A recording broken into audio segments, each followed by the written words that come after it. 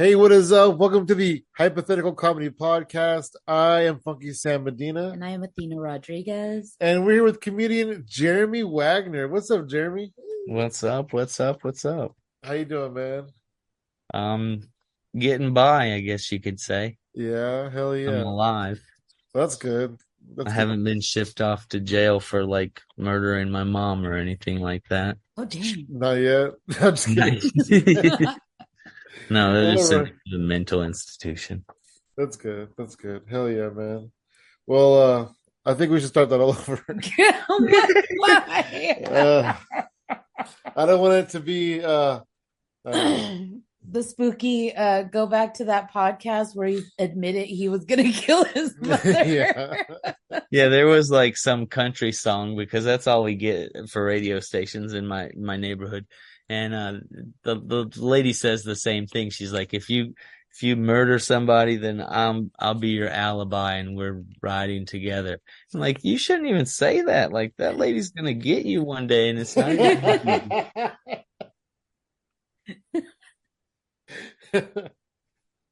Hell yeah, that's cool, man. Hey, so when we met you over the pandemic, you were a world traveler. You Mm. were in Vietnam and stuff. What was, I guess, your travels like? How did that begin for you? Well, like my friend, like this guy that I met at the comedy, at the open mics in Dallas where I used to go, um, he just like calls me up on like a Saturday night and he's drunk and he's like, "Hey, dude, I'm really bored. Do you want to come over?" I'm like, "No, it's raining and like it's past 7:30. I'm already drunk myself. I'm not driving." And he's like, "Well, I'm so bored that I'm looking at flight tickets and I found one for $500 to go to Bangkok."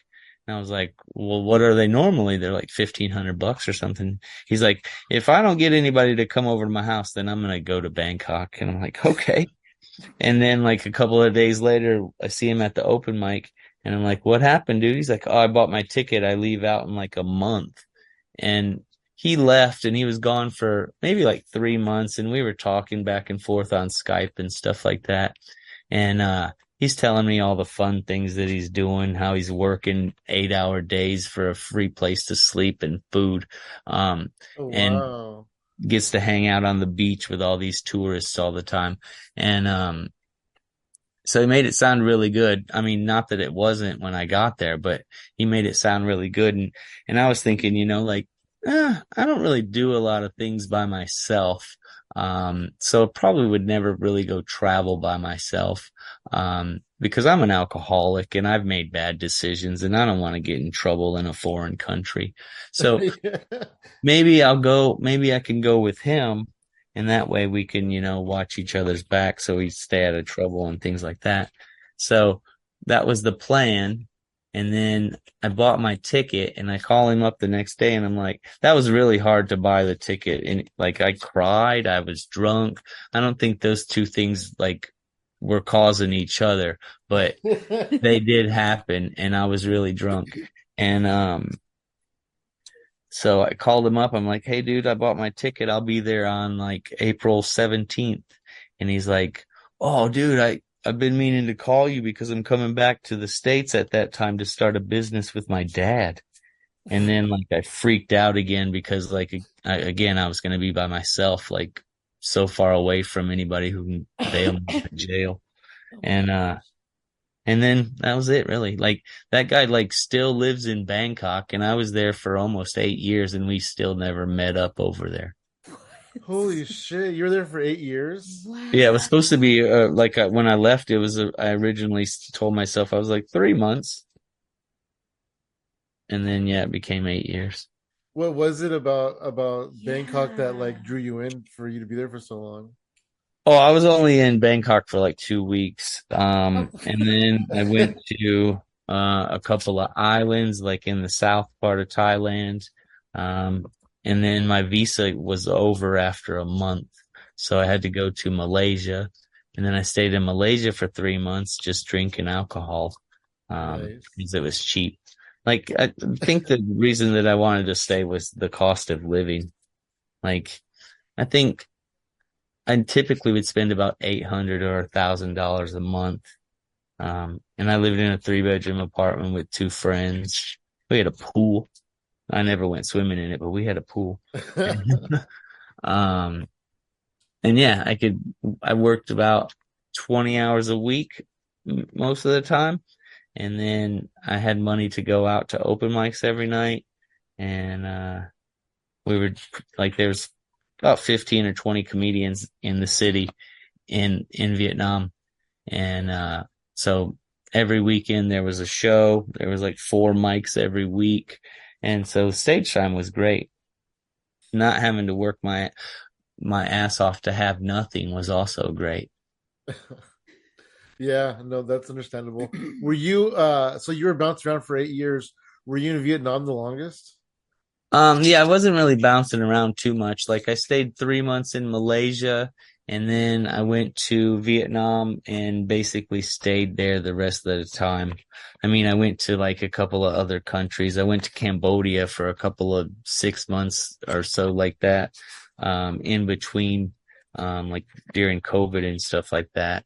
But yeah, I was in Vietnam for the longest. Wow. Were you like stuck there because of COVID, or were you like was it better off for you to be there? Yeah, I wasn't stuck there. I just wanted to stay. Nice.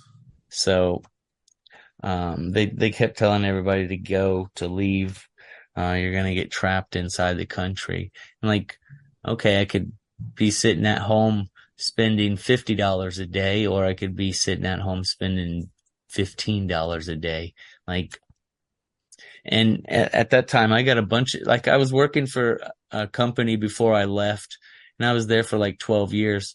And I went in and I told them, like, hey, I want to go traveling. I'm understanding that my job might not be here when I get back, and that's fine with me. Um, so they let me still work for them for probably 7 of the 8 years. Oh And during wow.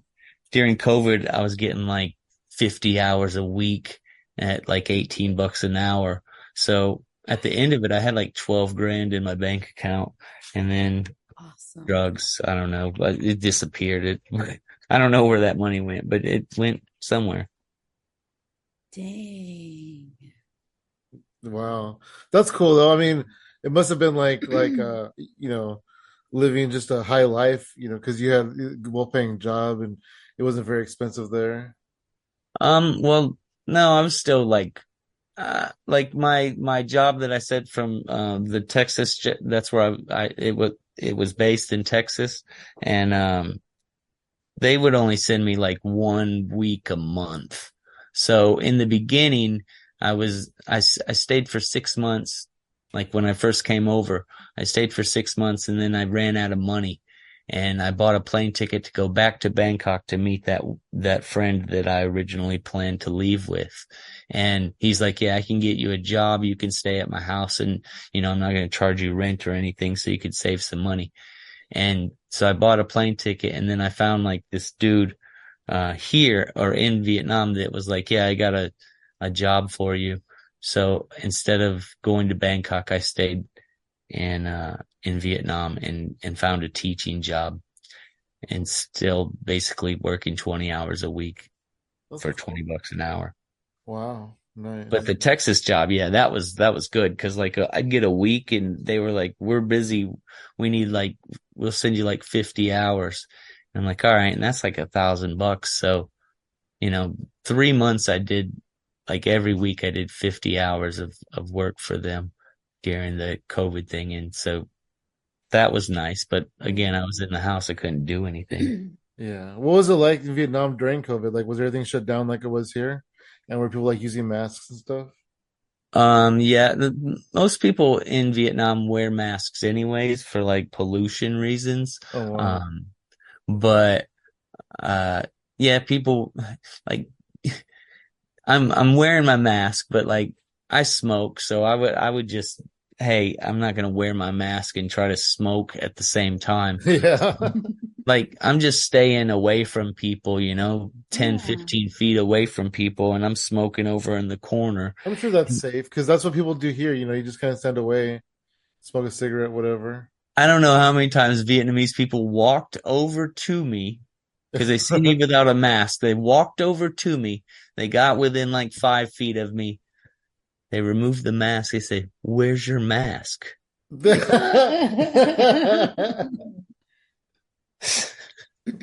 Like you can't take off your mask and ask me where my mask is. Like, Right? where's your Especially mask? that close to you. It's so weird. They could ask you that from further away. Where's your mask? It's on the floor. Where the fuck do you think it is? They're crazy over there. Did you learn any other languages? Like, do you speak Vietnamese or anything? No, it's so hard. Like they have like tones and pitch. Yeah. Yeah, they And do. so like in America, if we yell at somebody, that means we're angry, right? Well, like some of their words have like an up pitch or an Yeah. up tone. So there's like words like BAN, depending on I don't know what those things are called, the little markings above the letter. Like the letter A has like 7 or 8 different sounds that it makes. Um, Oh, and like my first girlfriend, she's like, "I'm going to teach you Vietnamese." I'm like, "Okay." And she's like, "Say ban." BAN means, it means you. It could mean table. It could mean many different things, but she'd say ban. So I'm like, ban. And she's like, ban.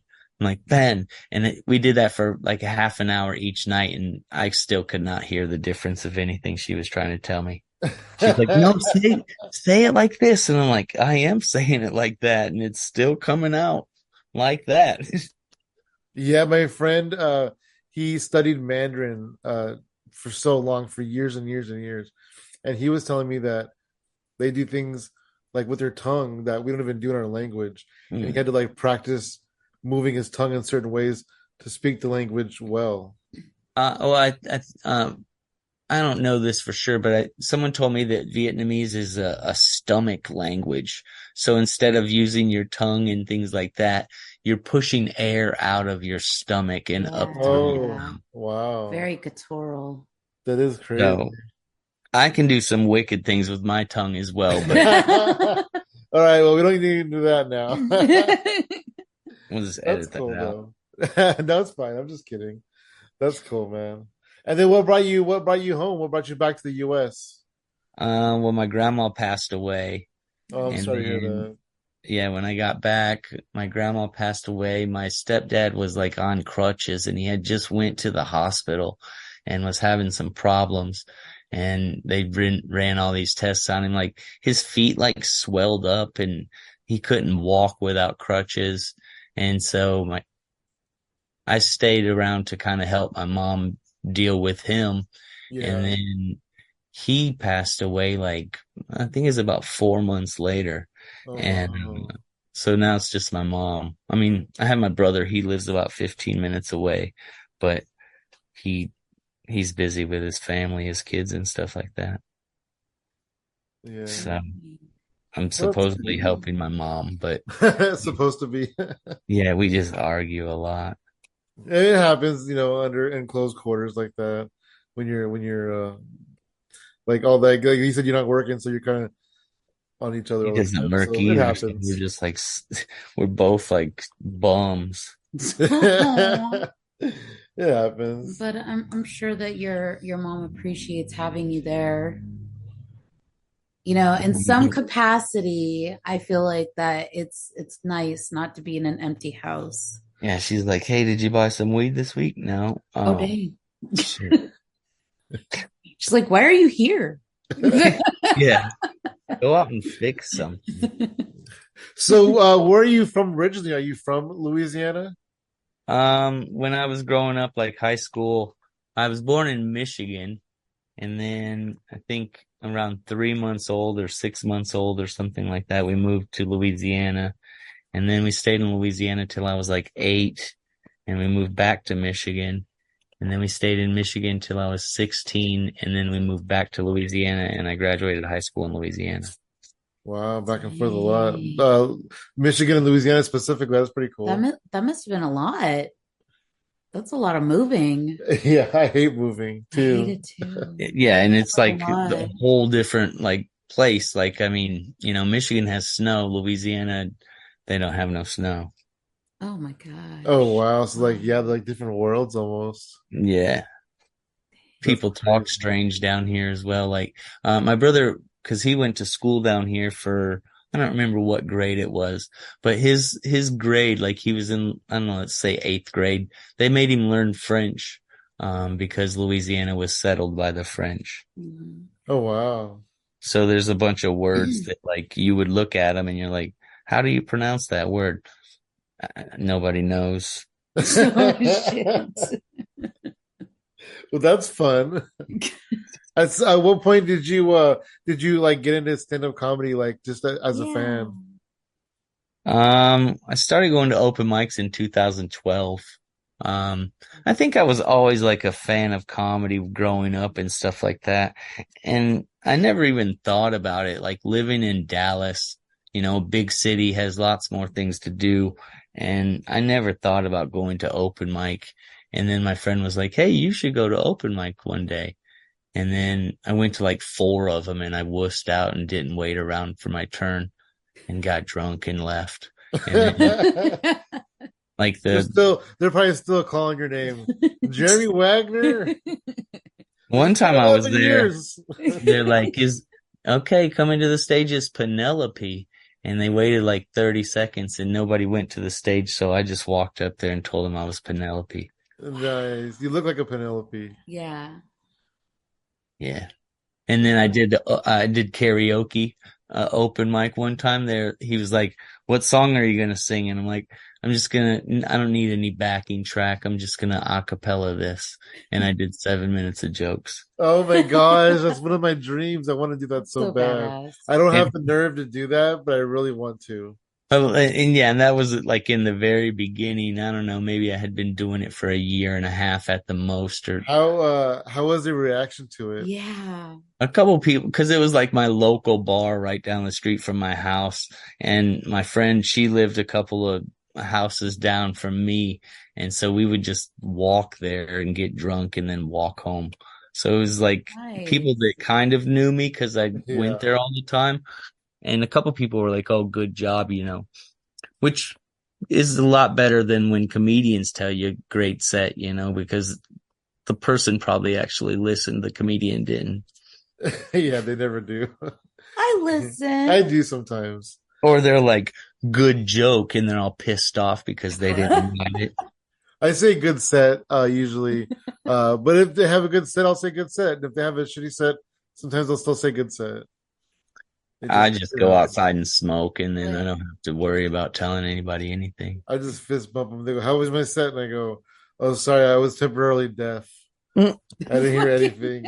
I was deaf. How long was your set? 4 minutes? Yep, that's how long." oh god. I just heard this ringing. So, what was it that made you want to do the open mics? Yeah. I think it was my friend Brandon. Like he was just some guy. He's got like a peg leg. He Oh doesn't my. he doesn't have like a pirate ship because he's broke. But like if he had money, he would have a pirate ship, and he He's has a a peg. landlubber pirate. Yeah. And I think he used to just come over to my house and get trash drunk and then just drive home. And I was always like concerned about his driving ability, but I never stopped him. And I think it was him that suggested that we go to it. And we went to the first one, me and him and another dude, Robbie. And we went there and we were waiting about 2 hours, and I was getting bumped down because the open mic, I remember one time I waited there from 6 o'clock after work, and I went on last at 1:30 in the morning. Holy Oh, I crap. hate that. I hate that. So The it worst. was it was like a 45, 50 people open mic. And if you were new, like within the first 6 months, I always got bumped. Yeah. Yeah, I remember those days too. We Yeah, used to same get here. local mics. Go, I'll put you up in a couple people, and then a couple people later, I'll put you up in a couple more people, and it just before you know it, it's like 12:30, one And you're drunk o'clock, as fuck. and you're like, man, I could have got here 4 hours later than I did. Yeah, I'm always drunk because it's like I can't sit at the bar and not drink. I can if I'm broke. Yeah. Even for me, I would have bought like a little cheap bottle of whiskey or something and drank Yeah, it in the car. that's a good idea. But Smart. yeah. I I remember because I would leave work at 5, get out of work at 5, and it's about a 20-minute drive with no traffic, but it's 5 o'clock rush hour in Dallas. So maybe it'd take me about 30 minutes, 45 minutes to drive there. And I'd get there about 5:30, maybe 6 o'clock, let's say. And the list didn't come out till 8. So we'd be sitting there for 2 hours and they'd put the list out. And then I'm like, number 1, number 5. I'm in the top 10, whatever. And I would go like 3 hours later. Like, Dang. Ugh. I don't think the lady Patricia like really liked me too much. I'm not really sure why. But yeah, she was the girl who run the open mic, and I don't think she really liked me. Dang. Well, when you did initially go up for the first time, how was it? Um, I mean, I continued to go back. That's true. Yeah, I think after that first time, I never passed on the opportunity to go on stage. Um, I guess it was just like I got like some laughs, but it was like, you go there and it's all open mic comedians. There's a couple of guys who might be on shows or something. Everybody laughs at abortion jokes and, dead baby jokes and shit. So that's what I was telling, like shock humor. It wasn't really, I mean, I guess I still do that, but it wasn't like, Yeah. it wasn't like a joke. It was just, I don't know. Getting a feel for it. Yeah, we all have to find our voice and kind of get into our groove. And Mhm. it takes people, longer than others, and some people get it pretty quick and some people don't. It took me a long time to really feel comfortable in my skin, probably over 10 years, to really just feel comfortable on stage where I'm like in the moment and I'm not like having a panic attack in my head. I have to have 2 beers for that to happen, to where I just not really concerned with it. Or I mean, like you're on stage and you're just talking and it doesn't really matter. Yeah. I mean, And I still nobody. have my prepared material, but it's much different now for me because I can go off course if I need to. If I Mhm. notice something in the room, I can talk about that. I can play off of somebody laughed at something. I can play off of that a lot more. And it took me a long time to get to that place. Mhm. Yeah, I agree. I mean, either I'm too drunk and I don't remember what I'm supposed to say, or like again, 2 beers I think is where it's like the sweet spot for me. I feel like that's a sweet spot. That's Yeah. cool. Yeah, I've been trying to not drink before I go up because I feel like I'm more sharp and more clear headed if I don't drink. I You just try know. to avoid smoking weed like 4 hours before the show, and Well, I'm good with that. yeah, no, weed always makes me forget shit. Yeah, yeah. No, weed notoriously makes people forget shit. I remember this one kid, he would write his set on his wrist, and like he's like, yeah, you do that so nobody sees you looking at a piece of paper. But then he's like on stage and he's like,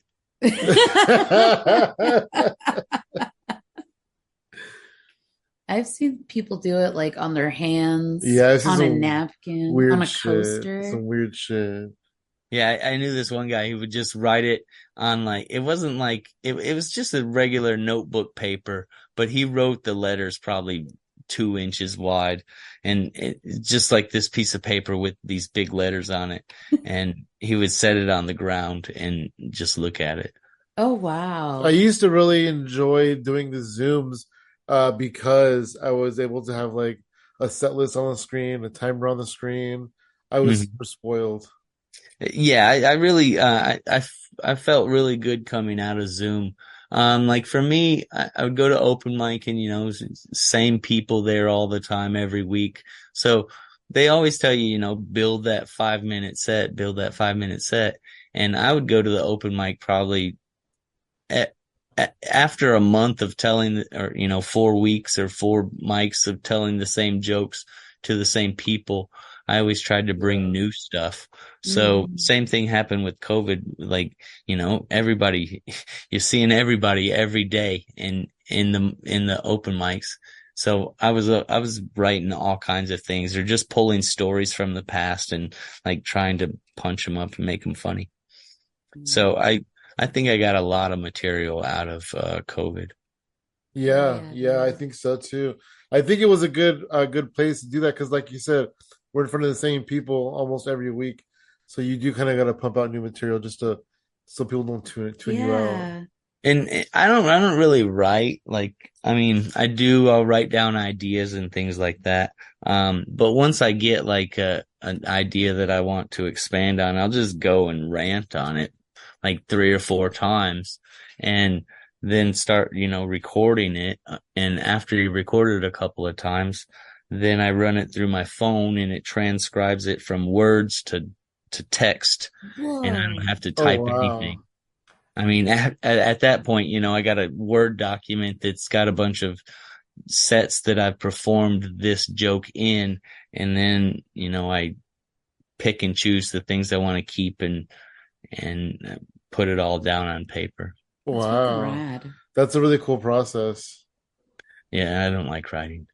Yeah, I don't I mean, I can't sit down and write. I've tried to do that so many times and I can't. I'm more of an inspired writer where like Hmm. an idea will pop in my head or I'll say something funny in a conversation and I'll be like, I got to use that. I got to write that down. I got to Yeah. put that in my skit, as they say. Yeah, my uncle used to do that. He'd call me up. He's like, "How's the comedy going?" I'm like, "It's all right." And he's like, "Oh, I got a joke for you." Yeah. He sends me like a link to a guy playing like a guitar and singing this parody song. And he's like, "You should do this in your bit." I'm like, dude, I don't know how to play fucking But like, guitar. he's already doing it. Exactly. And he's like, "You're in Vietnam. Nobody's gonna know." Oh my God. No. They're gonna know. They're not gonna know. Yeah, like there was a couple people that like stole jokes. Like this one guy stole a joke from SNL, Oh and wow. like we told him, we're like, "Hey, dude, they just did that joke." Like, and he was like, "No, I wrote that." I'm like, "Okay, dude, You whatever." go, then why was your punchline live from New York at Saturday night?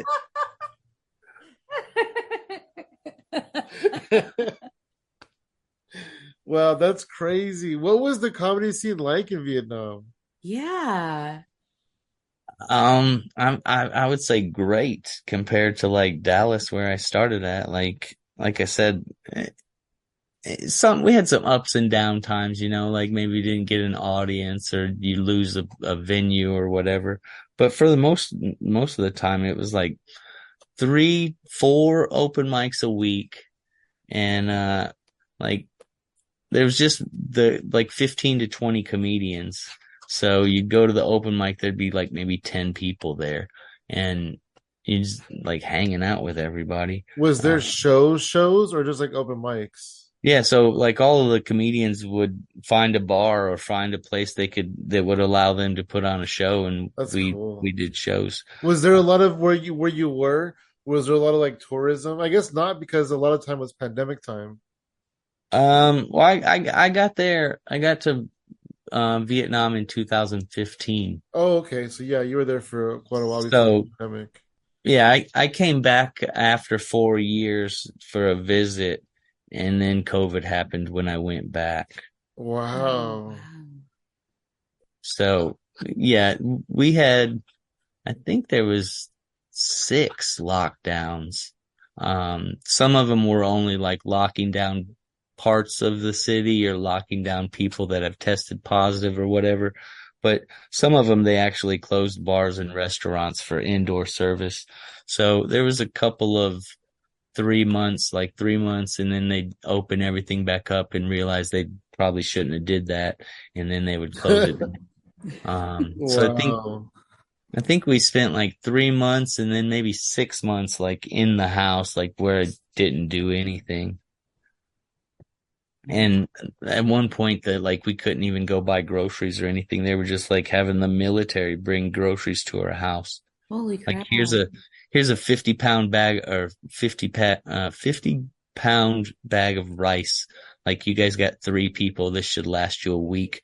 Like I hate rice. Oh, like they just bring you like rations and shit. Yeah. Like this is what we Dang. got: rice, potatoes, and whatever these vegetables are. Yeah. Yeah. Wow. Maybe some And milk if you're lucky. I don't think like again, I didn't leave the house, so I was always at home, but I don't think they like were dropping food off at like a regular time, like oh we're gonna come back every week or something. I think it's like one time we got food and that was it.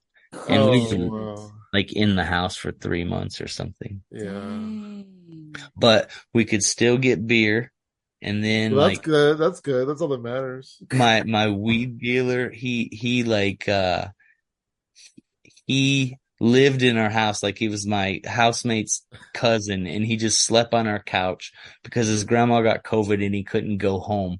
So he Oh stayed my. on the couch, got locked into our house, and then like we're inside for 3 months, and he calls Wow. the weed man, and the weed man was an ambulance driver, so he was allowed to go into different parts of the city that everyone else couldn't go into. And he just like showed up at our house and brought us weed, dressed as a Wow. doctor. That's convenient. Holy crap. That's Yeah. wild. You really like out of the whole place you've had like the most happening like living situation. Yeah, we had those little, the little tiny square pieces of paper that you put on your tongue. We had some of that as well. So Oh, Oh. wow.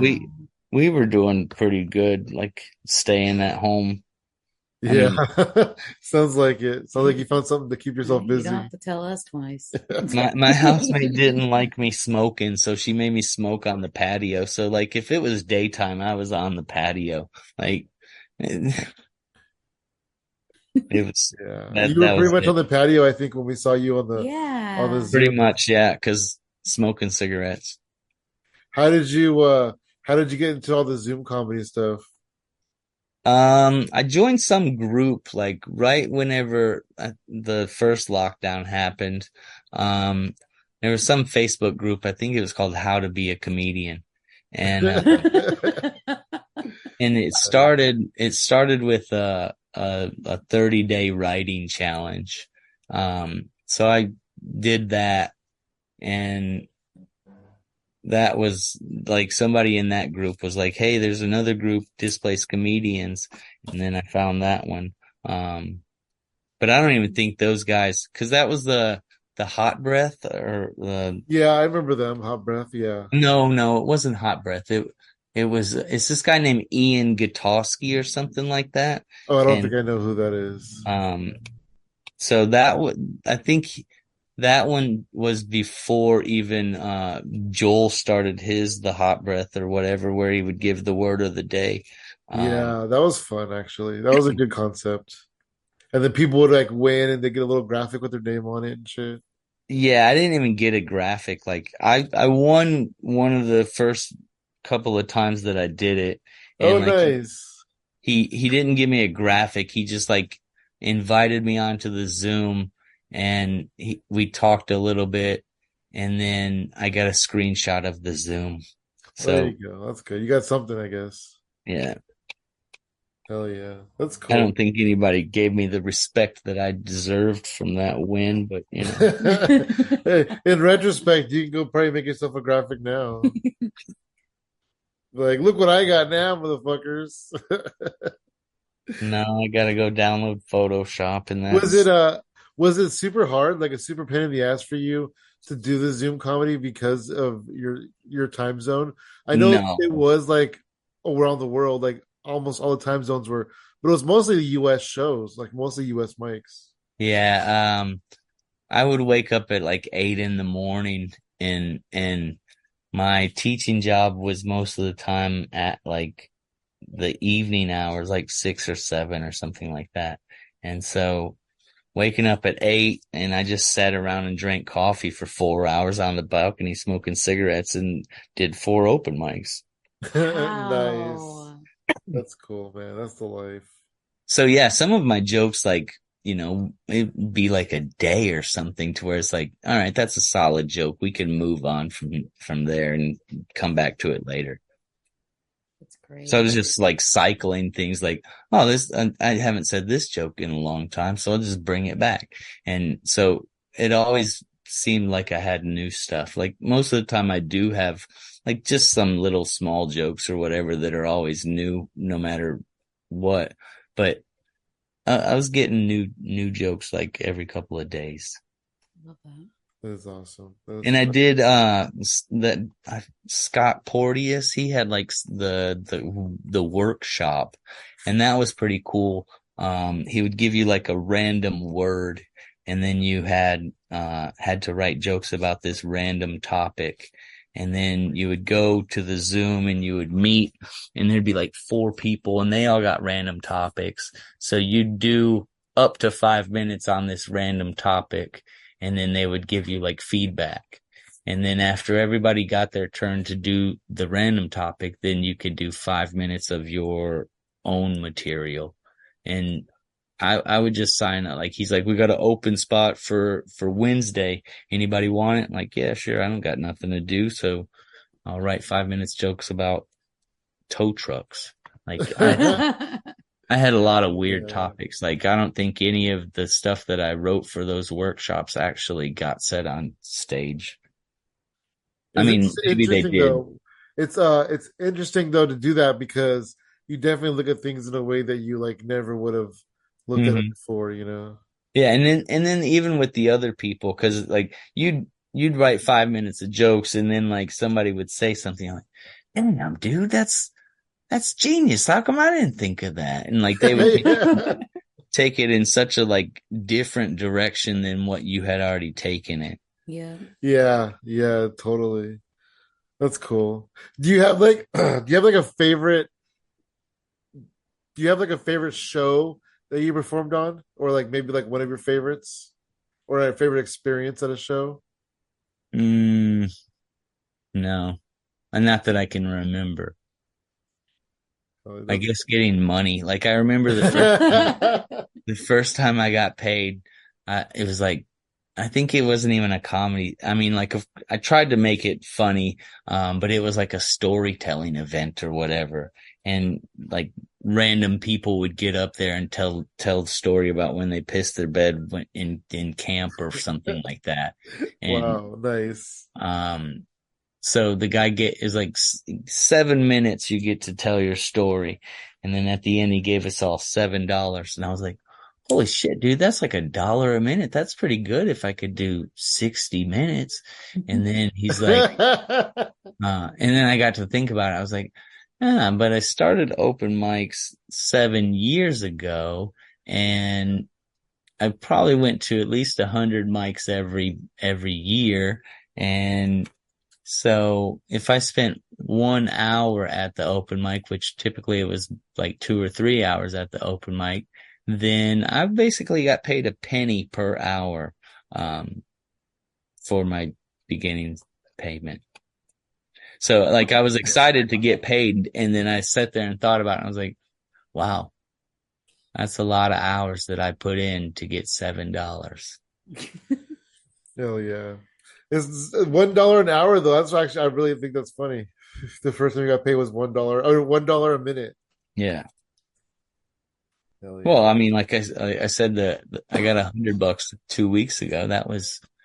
I was only supposed to do 15 minutes, and he was like, I'm not going to light you. Don't worry about it. Just do 15 or 20. I did 23. Nice. Nice. Hell yeah. Yeah, far removed from the days of getting $1 a minute. Yeah. Walking out with Hell $7. yeah. Yeah. That's cool. Hell yeah. I know you said that you're kind of far away from any comedy out there where you are now in Louisiana, but how's the scene out there? Well, like, when I first got here, I found an open mic, but I went there and it was all like, people playing guitar and singing cover songs. And I Nice. was like, I recently went to this other music open mic type thing. And I was like, "Hey dude, can I get on the list?" And I was like, "Can I do comedy?" And he's like, "Are you funny?" And I'm like, "Well, I got this comedy in Cambodia shirt, so I think I'm kind of funny." And he's like, "All right, let me see. I've never had anybody ask that before, so let me work out all the details and I'll get back to you." Oh And I wow. sat there for like 3 hours and the dude didn't even let me go on stage. Oh wow. Cold And I'm blood. like, here comes another guy singing a Hank Williams song, like write your own shit, dude. Like you're singing somebody else's song. This is like crap. And you can't let me tell some dick jokes, that's pretty fucked. That's crazy though. Did you ever get up on any of those music mics? Or you Uh, just give up on like that one? well, that was just one. Like that was a new one that started that I found online that I went to a couple of months ago. But when I first got here, yeah, I found out there's this open mic at this brewery and I went there. And that first night, there was a couple of people that did comedy. Like there was a couple of guys that could do it. And so they did, the guys like, you want 15? It's like, oh shit. Oh, okay. I planned 5, but okay, yeah, I can do 15. That's Um, a good moment. and so the first open mic was basically music. I was the only comedian performing. And Wow. then, I found out this other place and they do like a once a month. And so that open mic is only once a month. It's like the first Thursday of every month. And then we found this other, it said open mic / show. So like they have like 3 or 4 people go up and do 5 minutes, and then they have like 3 comedians do like 15 minutes each. And maybe like the last guy will do 20 or 30 or something. Um, so I went to the open mic and in the beginning he's like, you guys got any experience? And I started just rattling on about all this crap experience. Yeah, it started in Dallas in 2012, blah, blah, blah. And he kind of didn't really listen to me. And then I did my 5 minutes. He's like, "Oh shit, dude, you're pretty good. You guys want to come do a spot in the show next week?" So now I get to do that show every other month. Oh wow, that's Nice. cool. So there's It's only like like it's like four or getting five comedians here. it's like getting past. Yeah, but it's like a brewery show. Yeah, that's cool. Oh, so there's not a lot of comics in the area. Mm-mm. Like the show that we did 2 weeks ago was in a city that was about an hour and a half drive from here. Um, but I think it's a bigger city. I'm not really sure the population wise, but they had 60 people in the room. And that other brewery show that I was just talking about, every time I went there, whether I was doing the open mic or doing like the show part of it, um, there's like 50 or 60 people there. Nice. That's cool. That's a fun show. Yeah, I ran a show every month when I was in Vietnam, and we did that for 3 or 4 years Wow. between me and my friend. And we sometimes do shows for like 4 people. I remember doing a show where me and my Yeah. friend were both doing 30 minutes, and so these people show up. They're like, "When's the show start?" We're like, "Well, we're waiting for people." Like, oh, we've got 2 people in here. And so we did this show and the people leave. And then like 2 people walk into the bar. They're like, "Hey, did the comedy show already happen? Because we're a little bit late." And I looked at my friend. I'm like, "Let's do it again." So we did the same show a second time, for another 2 people. Hell yeah. That's cool. You're So like, that was okay, pretty now strange. intermission. Yeah, I got 2 bookings tonight. I love it. I did the same set. Nobody knew. Yeah, nobody even knew, except maybe the Yeah. bartender. The bartender probably knew. Well, she was another comedian. Like she had, Oh, I guess, nice. I don't know how she made all this money. Like she so there was a guy that was running like our main open mic and he was going to leave the country, so he like passed it on to somebody else. And this girl had like just started doing it, and he passed it to her. And then after like 6 months, she basically quit her teaching job and was just promoting shows, like different kinds of shows around the city. And that's how she made her money for every month. Wow. That is so cool. That is really cool. Hell yeah. Turned it around, like made it into like a legitimate business. Yeah. And then she went home and didn't do anything with it for a long time. And then I seen like she's doing shows now and stuff like that. But it's like we learned a lot of experience, you know. So there's a lot of bars, there's a lot of restaurants.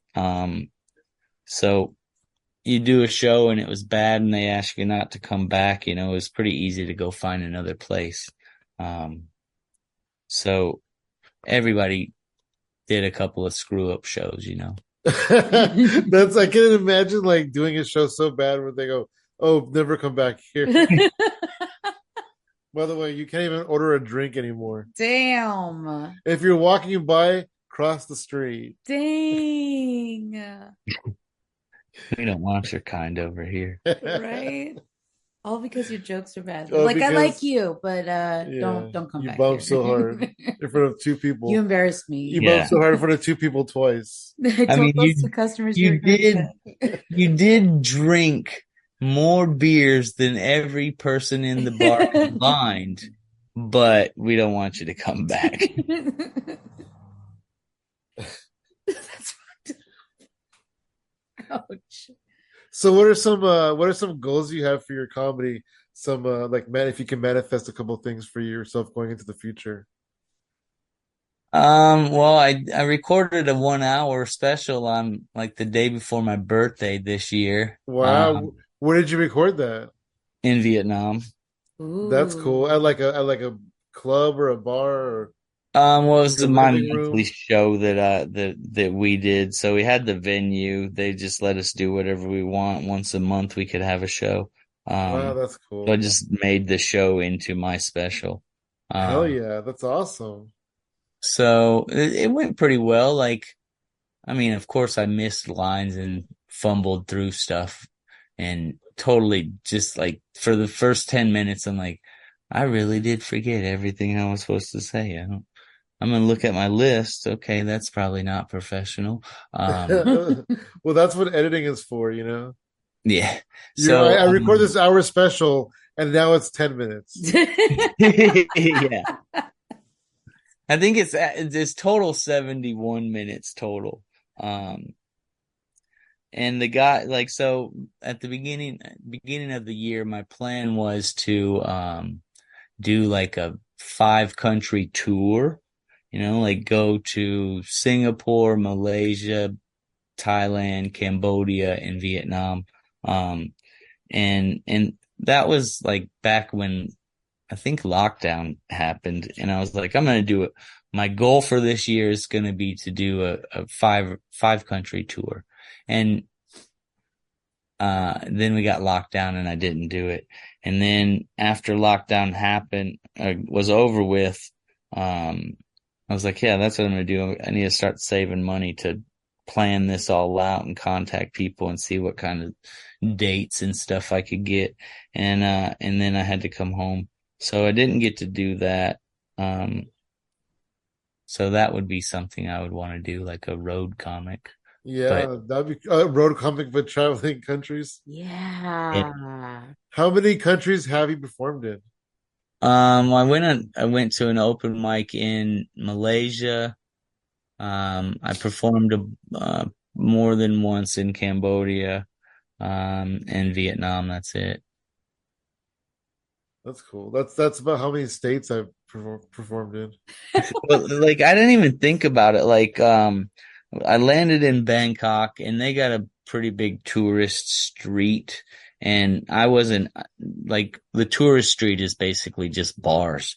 And, you know, you just like, what did you do while you were traveling? I just drank in different bars. I mean, it wasn't anything like special, you know. I went to the beach, but, you know, I did this, I did that. But mainly it was just going to the bar and drinking every day. Oh, it's time for lunch. Let's go get some beers. Like Vietnam, I got to Vietnam, and this is one of the reasons I think I stayed because the beers were 40 cents. Like Holy you crap. could go to the Wow. bar and almost get 3 beers for $1. Wow. And I was like, this is good for my liver. That is really cool though. 40 cents for a beer, Holy man. shit. They Damn. weren't like the quality beers, but it was Did the it. job. Yeah, after 5 of them, like you're pretty good. Right, spending $3, Yeah. including a tip. No, then you don't have to tip there. Oh, Oh, wow. dang. I mean, you can, but I was like, no, and that's not a custom thing here in this country. I'm not going to do it. Yeah, you got to live the way they live. Like the first bar that I drank at, that like I stopped at the gas, or they not like it wasn't a gas station, but I stopped at the store and I bought 2 beers because I figured that would be the cheapest rather than trying to go into a bar alone. And you know, I don't like going into places alone, so I just bought beers and I was just walking around the street drinking them. And this guy's like, "We got the cheapest beer in town, 40 cents." I'm like, "Okay, I'm coming here." And I came there for like. I probably went there every day for like the first year. Oh, yeah. That's cool. Did they have the cheapest drinks in town? Pretty much, but it was like it wasn't like the greatest place to go drink. Um, but it was fun. Nice. Oh, That's cool, man. That's cool. Well, I think that if anybody can do a world tour like that, I think you can. I think hell yeah. you already know that you can get around from country to country. You know how to do it and stuff like that. So that's super cool. Yeah. Hell yeah. And Make that happen. there would be other people that came as well. So like there was a lot of good like opportunities for you to like progress as a comedian. Like I did shows. I probably screwed up a bunch of them. But I wouldn't say that I learned from my mistakes, but I learned. Um, so there was shows, we did all kinds of shows. You could do your own show, so you learn how to deal with like sound and all the setting up and making a flyer and all this stuff. And then like a certain time of year there would just be a bunch of touring comedians that would come through, and they would get passed along from somebody else. So like, hey, do you know anybody in Vietnam who does comedy shows? Oh yeah, I got this person, this person, and this person.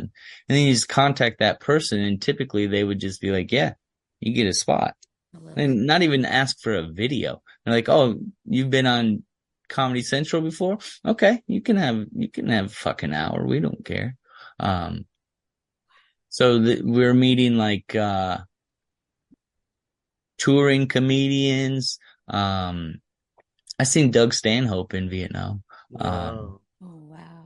But yeah, there's all kinds of things that we were getting to do and learning. This one guy, a couple of them came through and did like free courses on hosting and Ooh. things like that. So Wow, that that's was cool. cool. We were always getting like opportunities to do cool things. Like people who just started comedy um could open for, somebody, and now you got like a name on your press kit for the future if you ever, want to do something with it. I love it. That's awesome. That's awesome. It sounds like it was a good place to go and learn for a few years. Yeah. Hell yeah. Hell And yeah. it was cheap. That was again, that The best part. was Oh, yes. Awesome, man. Well, thank you so much for joining us. It's been super fun talking to you. Yeah. yeah, thank you guys for having me. You want to plug social media or anything else? Jeremy Wagner comedian, I think, is my YouTube. That's really it.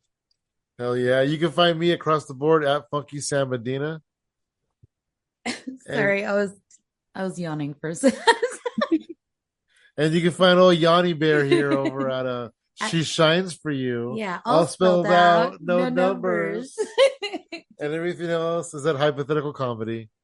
Awesome, Jeremy. Thank you so much. Awesome, guys. Thanks.